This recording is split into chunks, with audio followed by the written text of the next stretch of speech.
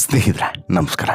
Big boss ಮನೆಯಲ್ಲಿ ಈಗ ಕಳೆದ ಕೆಲವು ದಿನಗಳಿಂದ ನಡೀತಿರುವಂಥ ವಾತಾವರಣವನ್ನು ನೋಡಿದ್ರೆ ಮತ್ತು ಸೋಷಿಯಲ್ ಮೀಡಿಯಾದಲ್ಲಿ ಆಗ್ತಿರುವಂಥ ಚರ್ಚೆಯನ್ನು ನೋಡಿದ್ರೆ ಬಿಗ್ ಬಾಸ್ ಮನೆಯಲ್ಲಿ ಒಂದು ರೀತಿಯಲ್ಲಿ ಸ್ಪಂದನ ಬಿಗ್ ಬಾಸ್ನ ಅಥವಾ ಈ ಕಲರ್ಸ್ ಕನ್ನಡದ ದತ್ತುಪುತ್ರಿನ ಅನ್ನೋ ರೀತಿಯಲ್ಲಿ ಒಂದಷ್ಟು ಚರ್ಚೆಗಳು ನಡೀತಾ ಇದ್ದಾವೆ. ಆದರೆ ನನ್ನನ್ನು ಕೇಳಿದ್ರೆ ಸ್ಪಂದನ ದತ್ತುಪುತ್ರಿನ ಅನ್ನೋದಕ್ಕಿಂತ ಮುಖ್ಯವಾಗಿ ಅಶ್ವಿನಿ ಗೌಡ ದತ್ತುಪುತ್ರಿನ ಅನ್ನುವಂಥ ವಿಚಾರ ಚರ್ಚೆ ಆಗಬೇಕು. ಕಾರಣನೂ ಕೂಡ ಇದೆ. ಆದರೆ ಇಲ್ಲಿ ಮಾಳು ಪತ್ನಿ, ಈಗ ಬಿಗ್ ಬಾಸ್ನಿಂದ ಎಲಿಮಿನೇಟ್ ಆದಂತಹ ಮಾಳು ಪತ್ನಿ, ಮಾಳು ಇಬ್ಬರು ಕೂಡ ಕಲರ್ಸ್ ಕನ್ನಡ ವಾಹಿನಿ ಮತ್ತು ಬಿಗ್ ಬಾಸ್ ಈ ಎರಡೂ ತಂಡದ ವಿರುದ್ಧ ಈಗ ಕಿಡಿಕಾರ್ತಾ ಇದ್ದಾರೆ. ಏನು ಅಂತ ಹೇಳಿದ್ರೆ, ಇಷ್ಟು ದಿನಗಳ ಕಾಲ ಬಿಗ್ ಬಾಸ್ ಮನೆಯಲ್ಲಿ ಕೊಟ್ಟಂಥ ಅವಕಾಶವನ್ನು ಇವರು ಮಾಳು ಸರಿಯಾಗಿ ಉಪಯೋಗಿಸ್ಕೊಳ್ಳಿಲ್ಲ ಅನ್ನೋದನ್ನು ಮರೆತು ಈಗ ಬಿಗ್ ಬಾಸ್ ಟೀಮ್ನ ಮೇಲೆ ಅಥವಾ ಕಲರ್ಸ್ ಕನ್ನಡ ವಾಹಿನಿಯ ಮೇಲೇ ತಮ್ಮದೊಂದಷ್ಟು ಆರೋಪಗಳನ್ನು ಹೊರಿಸ್ತಾ ಇದ್ದಾರೆ. ವೀಕ್ಷಕರಿಂದ ತಮಗೆ ಸಿಕ್ಕಂತಹ ಪ್ರೀತಿಗೆ ಸೂರಜ್ ಸಹಜವಾಗಿ ಖುಷಿಯಾಗಿದ್ದರೆ, ಆದರೆ ಮಾಳು ಮಾತ್ರ ಬಿಗ್ ಬಾಸ್ ವಿರುದ್ಧ ಅಸಮಾಧಾನವನ್ನು ವ್ಯಕ್ತಪಡಿಸ್ತಾನೆ ಇದ್ದಾರೆ. ನಾನೇ ಗೆಲ್ಲಬೇಕಾಗಿತ್ತು ಅನ್ನುವಂಥ ವಾದವನ್ನು ಇವತ್ತಿಗೂ ಕೂಡ ಮಂಡಿಸ್ತಿದ್ದಾರೆ. ಜೊತೆಗೆ ಇವರಿಗೆ ಧ್ವನಿಯಾಗಿರೋದು ಅವರ ಪತ್ನಿಯು ಕೂಡ ಇದೇ ರೀತಿಯಾದಂತಹ ಮಾತುಗಳನ್ನು ಆಡ್ತಿದ್ದಾರೆ. ಹಾಗಾದರೆ ಅವರ ಪತ್ನಿ ಹೇಳ್ತಿರೋದೇನು? ಇಲ್ಲಿ ಕಲರ್ಸ್ ಕನ್ನಡದ ಮನೆ ಮಗಳು ಸ್ಪಂದನನ, ಅಶ್ವಿನಿಗಳನ್ನ ಈ ಬಗ್ಗೆ ಒಂದಷ್ಟು ಮಾಹಿತಿಯನ್ನು ನಿಮಗೆ ಇಡ್ತಾ ಹೋಗ್ತೀನಿ. ಅದಕ್ಕಿಂತ ಮುಂಚೆ ನೀವಿನ್ನೂ ಕೂಡ ನಮ್ಮ ಚಾನಲನ್ನು ಸಬ್ಸ್ಕ್ರೈಬ್ ಮಾಡಿಲ್ಲ ಅಂದರೆ ದಯವಿಟ್ಟು ಕೂಡಲೇ ಸಬ್ಸ್ಕ್ರೈಬ್ ಮಾಡಿ ಸ್ನೇಹಿತರೆ. ನಾನು ಈಗಾಗಲೇ ಹೇಳಿದಂತೆ ಮಾಳು ಮತ್ತು ಮಾಳು ಪತ್ನಿ ಅಕ್ಷರಶಃ ಬಿಗ್ ಬಾಸ್ ಟೀಮ್ನ ವಿರುದ್ಧ ಮತ್ತು ಕಲರ್ಸ್ ಕನ್ನಡ ವಾಹಿನಿ ವಿರುದ್ಧ ಈಗ ತಮ್ಮ ಆಕ್ರೋಶವನ್ನು ಹೊರಗಡೆ ಹಾಕ್ತಾ ಇದ್ದಾರೆ. ಮಾಳು ಮಾತ್ರವಲ್ಲದೆ ಮಾಳು ಅವರ ಪತ್ನಿ ಮೇಘನ್ ಅವರು ಕೂಡ ಕಲರ್ಸ್ ಕನ್ನಡ ಮತ್ತು ಬಿಗ್ ಬಾಸ್ ಶೋ ಬಗ್ಗೆ ವ್ಯಂಗ್ಯವನ್ನು ಮಾಡಿ ಪೋಸ್ಟನ್ನು ಹಾಕಿದ್ದಾರೆ. ಪರೋಕ್ಷವಾಗಿ ತಮ್ಮ ಬೇಸರವನ್ನು ವ್ಯಕ್ತಪಡಿಸಿದ್ದಾರೆ. ಈ ಬಗ್ಗೆ ನೆಟ್ಟಿಗರು ಕೂಡ ತಿರುಗೇಟನ್ನು ಕೊಡ್ತಾನೆ ಇದ್ದಾರೆ. ಮಾಳು ನಿರೀಕ್ಷಿತ ಮಟ್ಟದಲ್ಲಿ ಆಟ ಆಡಲಿಲ್ಲ ಅನ್ನುವಂಥದ್ದು ಬಹುತೇಕರ ಅಭಿಪ್ರಾಯ. ಇಷ್ಟು ದಿನ ಬಿಗ್ ಬಾಸ್ ಮನೆಯ ಒಳಗಡೆ ಇದ್ದಿದ್ದೇ ಹೆಚ್ಚು, ಈಗ ಹೊರಬಂದು ಹೀಗೆ ಹೇಳ್ತಿರೋದು ಸರಿಯಲ್ಲ ಅನ್ನೋದು ಸಾಕಷ್ಟು ಜನರು ಈಗಾಗಲೇ ಮಾಳು ವಿರುದ್ಧ ಆಕ್ರೋಶವನ್ನು ಹೊರಗಡೆ ಹಾಕೋದಕ್ಕೆ ಕಾರಣ. ಆದರೆ ಕೆಲವೊಂದಷ್ಟು ಮೀಮ್ಸ್ಗಳಲ್ಲಿ ಈಗ ಎಲ್ಲರೂ ಪರವಾಗೂ ಎಲ್ಲರೂ ಕೂಡ ಇರ್ತಾರೆ. ಈಗ ಎಲ್ಲರೂ ಒಬ್ಬರು ಪರವಾಗಿ ಇರಬೇಕು ಅಥವಾ ಒಬ್ಬರು ವಿರುದ್ಧವಾಗಿ ಇರಬೇಕು ಅಂತೇನಿಲ್ಲ. ಒಬ್ಬೊಬ್ರಿಗೆ ಆಟ ಚೆನ್ನಾಗಿ ಕಾಣಿಸ್ತಾ ಇರ್ತದೆ. ಈಗ ಒಂದು ಮೀಮ್ನಲ್ಲಿ ಹೀಗೆ ವೈರಲ್ ಆಗಿತ್ತು, ಸ್ಪಂದನ ಹಾಗೂ ಕಾವ್ಯಗಿಂತ ಸೂರಜ್ಜು, ಮಾಳು, ಸುದಿ, ಜಾಹ್ನವಿ ಡಮ್ಮಿ ಆಗಿರೋದಕ್ಕೆ ಸಾಧ್ಯನೇ ಇಲ್ಲ. ಈ ವೀಕೆಂಡು ಇಡೀ ಕರ್ನಾಟಕ ಜನತೆಗೆ ಬಿಗ್ ಬಾಸ್ 12 ಅತಿ ಹೆಚ್ಚು ಪಕ್ಷಪಾತ ಮಾಡಿರುವಂಥ ಸೀಸನ್ ಅನ್ನೋದು ಕನ್ಫರ್ಮ್ ಆಯಿತು ಅನ್ನೋದು ಕೂಡ ಒಂದಷ್ಟು ಮೀಮ್ಸ್ನಲ್ಲಿದೆ.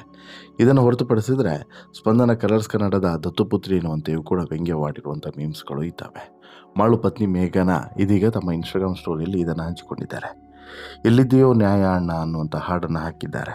ಈ ಮೂಲಕ ಕಲರ್ಸ್ ಕನ್ನಡ ಮತ್ತು ಬಿಗ್ ಬಾಸ್ ಶೋವನ್ನೇ ಟ್ರೋಲ್ ಮಾಡಿದ್ದಾರೆ ಅಂತಲೂ ಕೂಡ ಹೇಳ್ಬೋದು. ಬಹುಶಃ ಇದನ್ನು ಕಿಚ್ಚ ಸುದೀಪ್ ಅವರು ಕೂಡ ಕಲರ್ಸ್ ಕನ್ನಡ ವಾಹಿನಿಯವರು ಕೂಡ ತುಂಬ ಸೀರಿಯಸ್ ಆಗಿ ಪರಿಗಣಿಸಬಹುದು.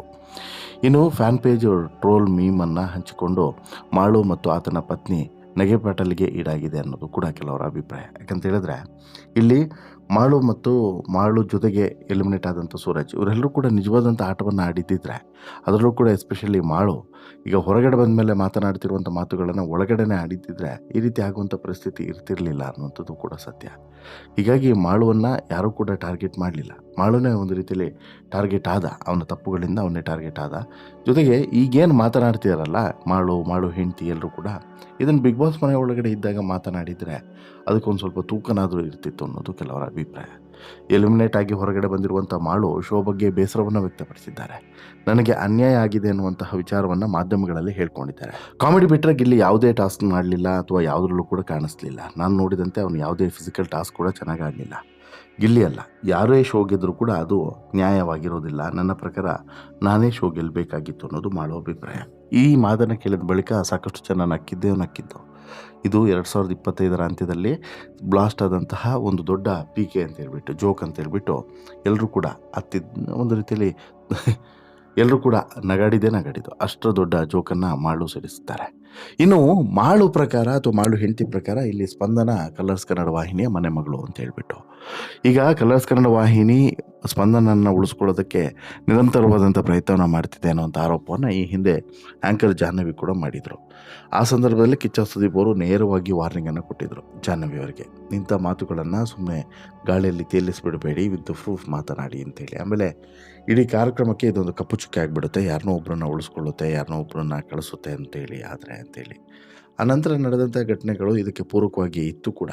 ಈಗಾಗಲೇ ಜಾಹ್ನವಿ ಹಿಡಿದಂತೆ ಈ ಕಲರ್ಸ್ ಕನ್ನಡ ವಾಹಿನಿಯಿಂದ ಯಾರೆಲ್ಲ ಬಂದಿದ್ದಾರೋ ಅವರನ್ನು ಉಳಿಸ್ಕೊಂಡಿದ್ದಾರೆ ಅನ್ನೋದು ಈಕೆ ಆರೋಪ ಏನಿತ್ತಲ್ಲ ಅದಕ್ಕೆ ಪೂರಕವಾಗಿಯೂ ಕೂಡ ಕೆಲವೊಂದಷ್ಟು ಘಟನೆಗಳು ನಡೆದಿರುವಂಥದ್ದು ಎಲ್ಲೋ ಒಂದು ಕಡೆ ಅನುಮಾನಕ್ಕೂ ಕೂಡ ಕಾರಣ ಆಗಿದೆ. ಬಟ್ ಆ ರೀತಿ ಇರೋದಿಲ್ಲ. ಬಟ್ ನನ್ನ ವೈಯಕ್ತಿಕ ಅಭಿಪ್ರಾಯವನ್ನು ನನಗೆ ಕೇಳಿದ್ರೆ ಇಲ್ಲಿ ಸ್ಪಂದನ ಬಿಗ್ ಬಾಸ್ನ ಅಥವಾ ಕಲರ್ಸ್ ಕನ್ನಡದ ಮನೆ ಮಗಳ ರೀತಿ ವರ್ತನೆಯನ್ನು ಮಾಡ್ತಿಲ್ಲ.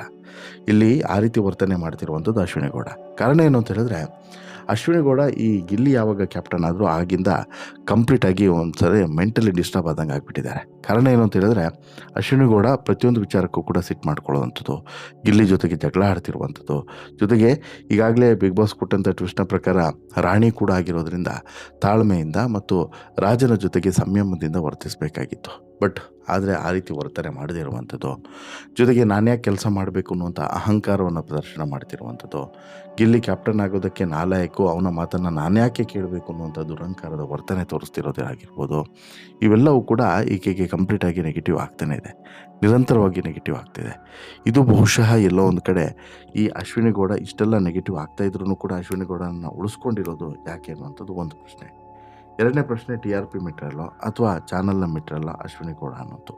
ಕಾರಣ ಏನು ಅಂತ ಹೇಳಿದ್ರೆ ಈಗ ನೋಡಿ, ಕೆಲವೊಂದಷ್ಟುಗಳು ತಪ್ಪು ಮಾಡಿದಾಗ ಅವರನ್ನು ಬಿಗ್ ಬಾಸ್ ಮನೆಯಿಂದ ಹೊರಗಡೆ ಕಳಿಸುವಂತಹ ಒಂದು ವಾರ್ನಿಂಗ್ ಆದರೂ ಕೂಡ ಇಶ್ಯೂ ಮಾಡಬೇಕು. ಬಟ್ ಇಲ್ಲಿ ವಾರ್ನಿಂಗ್ ಕೂಡ ಇಶ್ಯೂ ಆಗಲಿಲ್ಲ. ಈಗ ಕಳೆದ ವಾರ ಕಿಚ್ಚ ಸುದೀಪ್ ಅವ್ರು ಇರಲಿಲ್ಲ, ಫೈನ್. ಬಟ್ ಇನ್ನು ಮುಂದೆನಾದರೂ ಕೂಡ ಕಿಚ್ಚ ಸುದೀಪ್ ಬಂದ ಬಳಿಕನಾದರೂ ಕೂಡ ಇದ್ರ ಬಗ್ಗೆ ಸೀರಿಯಸ್ ಆಗಿ ಪರಿಗಣಿಸಲೇಬೇಕಾಗ್ತದೆ. ಇದಕ್ಕೊಂದು ಸ್ಟ್ರಿಕ್ಟ್ ವಾರ್ನಿಂಗನ್ನು ಅಶ್ವಿನಿ ಗೌಡ ಕೊಡಲೇಬೇಕಾಗುತ್ತೆ. ಕೆಲವು ವಾರಗಳ ಕಾಲ ತೆಪ್ಪಗಿದ್ದಂಥ ಅಶ್ವಿನಿ ಗೌಡ ನಾಲಿಗೆ ಮತ್ತೆ ಈಗ ಕಿರುಚಾಡೋದಕ್ಕೆ, ಕೂಗಾಡೋದಕ್ಕೆ ಮತ್ತು ಕೆಟ್ಟ ಪದಗಳ ಬಳಕೆ ಆಗ್ತಿರೋದಂತೂ ತುಂಬ ಖೇದಕರ.